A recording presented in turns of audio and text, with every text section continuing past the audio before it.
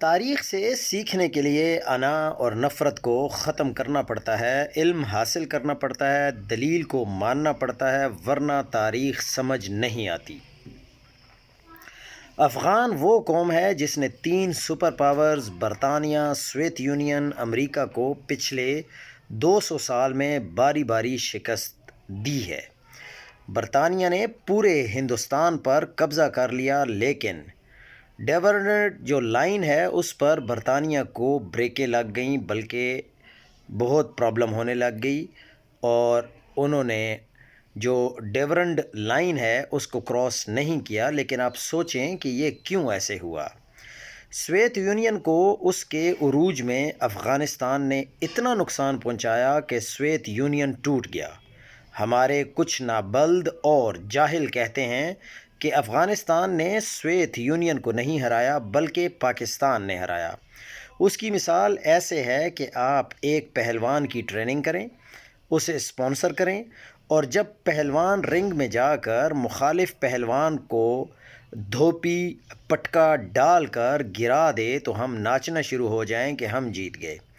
ایک اسپانسر یا ٹرینر اپنے شاگرد کی جیت کو کبھی اپنے نام نہیں کرتا، کیونکہ مقابلہ تو شاگرد نے کیا، بہادری اور ہمت تو شاگرد نے دکھائی۔ آپ صرف تربیت اور اسپانسر کرنے کا کریڈٹ لے سکتے ہیں۔ ویسے اس جنگ میں اسپانسر امریکہ تھا، پاکستان امریکہ کا سہولت کار تھا۔ تیسری دفعہ امریکہ نیٹو اور پاکستان کی مدد سے 20 سال افغانستان میں افغانوں سے جنگ کرتا رہا، سینکڑوں بلین ڈالرز لگائے۔ اس جنگ میں بھی ہم امریکہ کے ساتھ تھے۔ امریکہ کو فوجی اڈے پاکستان نے فراہم کیے، امریکی ڈرونز پاکستان سے اڑ کر بمباری کرتے تھے، لیکن نیٹو اور پاکستان کی مدد اور امریکی جدید ترین اسلحے کے باوجود امریکہ افغانستان سے راتوں رات بھاگا اور سالہ جتنا بھی ان کا اسلحہ تھا وہ بھی چھوڑ گئے۔ یہ کوئی افغان کی وکالت نہیں ہے، تاریخ کا ایک مستند باب ہے جس میں یا آپ بدل نہیں سکتے، اگر آپ تاریخ کو مسخ کرنے کی کوشش کریں تو تاریخ آپ کا منہ چڑھاتی ہے۔ پاکستان افغانستان سے کہیں زیادہ مضبوط ملک ہے اور اس کی فوج انتہائی بہادر فوج ہے۔ اگرچہ ماضی میں سیاسی وجوہات کی وجہ سے ہم نے کچھ جنگیں ہاری ہیں، لیکن ہم ماضی کی سپر پاورز برطانیہ اور سوویت یونین سے زیادہ طاقتور تو نہیں، آج کے امریکہ سے زیادہ طاقتور نہیں، اس لیے ہمیں افغانستان کے ساتھ امن سے رہنا چاہیے، ڈر کر نہیں بلکہ بہادری سے، ایک اچھے ہمسائے کی طرح۔ ہمیں امریکہ کا دوبارہ سہولت کار بن کر اپنے ہمسایوں کو ناراض نہیں کرنا چاہیے۔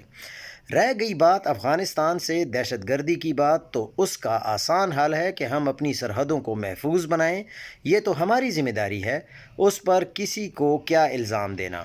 ملک کے اندر پولیس کا نظام بہتر کریں، جاسوسی کا نظام بہتر کریں، گورننس کو بہتر کریں تاکہ دہشت گردی کی سیف ہیونز کو ختم کیا جا سکے، سیاسی استحکام پیدا کریں، قانون اور انصاف کو بہتر کریں، بلوچستان میں استحکام لائیں، بلوچوں کا احساس محرومی دور کریں۔